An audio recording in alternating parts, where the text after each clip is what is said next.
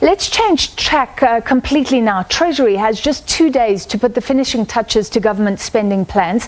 Finance Minister Tito Mboweni will deliver the medium-term budget policy statement on Wednesday. Unlike the February budget, this lays out spending priorities for a number of years and not just for one, and specific funding measures like tax changes are not usually announced. A big headache for the Finance Minister is South Africa's debt. In June, Mboweni said he could achieve a total of 400 billion rands worth of savings to help stabilise South Africa's debt in a few years' time.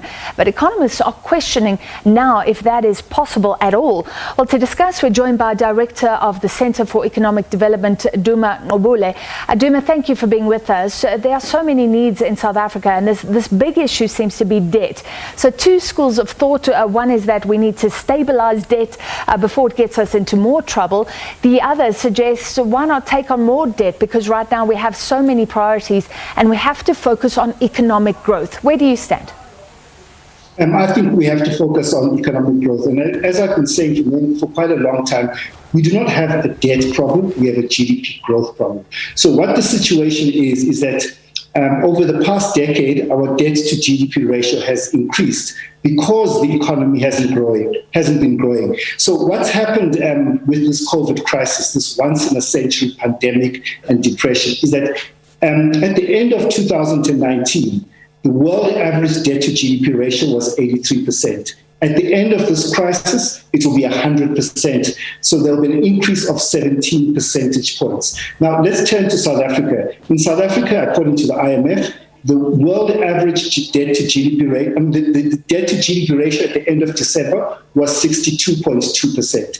It will increase to 78.8%. So what it shows is that our increase in debt will be exactly the same as the world average, because every single country has had the same shock to their GDP, to their tax revenue. So at the end of this crisis, we will be exactly where we were compared to other countries. And I just have to mention that compared with other countries, upper middle income countries, some of our neighbors, Mozambique is above 100%, Egypt is close to 100%, Angola is 90%, upper middle income countries like they're at 90% in Brazil, and so forth. Now, what happened, Francis, is that since this crisis started, countries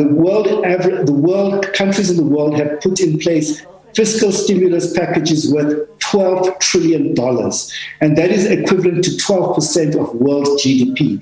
Now, every single country that put in place a fiscal stimulus could not afford it. I use the example of Brazil, which had much higher debt than South Africa at the start of this crisis, and Brazil introduced a corona voucher worth 1,800 rands a month for 66 million Brazilians, 30% of the population. And our response to this Duma, the fear would be, can you address the fear? So you're saying we're actually in line with the world, I hear you, but sort of heading towards 100% of GDP as debt.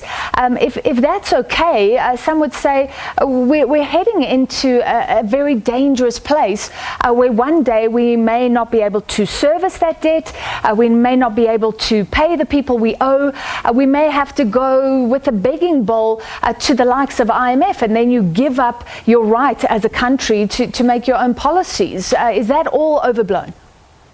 Okay, so now let's look at the scenario in terms of what Treasury will announce. Now, in the supplementary budget in June, Treasury announced 3 years of declining non-interest expenditure.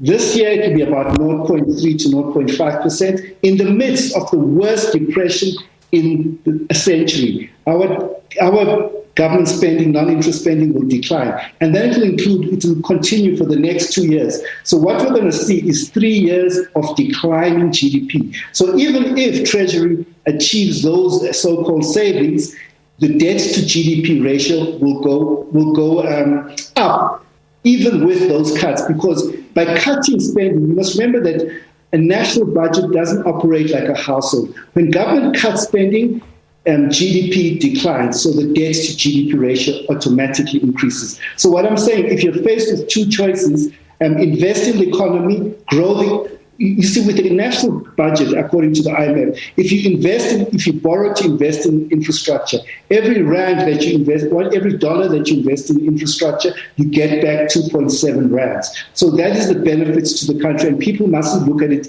narrowly in terms of how they look at a household. Because when the government spends the money, the government gets some of the money back to higher GDP growth and higher tax revenue. And also, I should mention... We're running out of time, so I'd love to ask you in finality, what are you really hoping to hear top of the list, top of the agenda in this medium-term budget?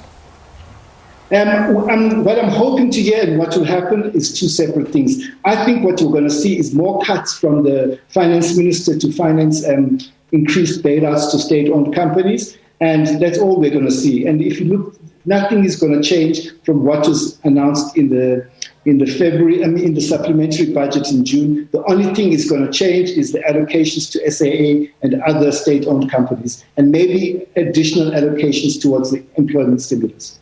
All right, so not holding out much hope. Hopefully we can chat to you again very soon. Since this is being announced on Wednesday, that was the director of the Centre for Economic Development, Duma Gqubule.